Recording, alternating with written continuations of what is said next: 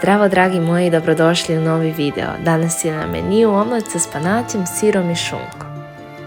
Pre svega razbijte u tanjir jedno jaje i dodajte potom 1/4 kašičice soli. Umutite to viljuškom. Dodajte 20 g svežeg spanaća.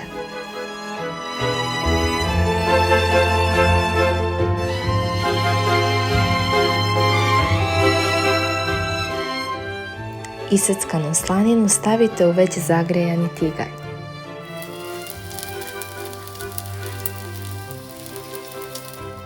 Kada slanina zadobije nijansu zlatne boje, u tiganj stavite i umućeno jaje sa spanaćem.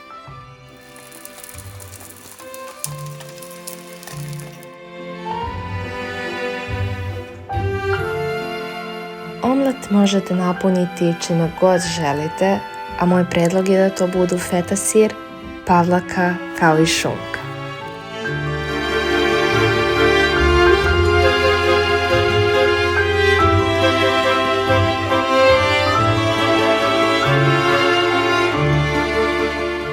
I na kraju moja topla preporuka jeste da popijete i čašu jogurta uz ovaj omlet.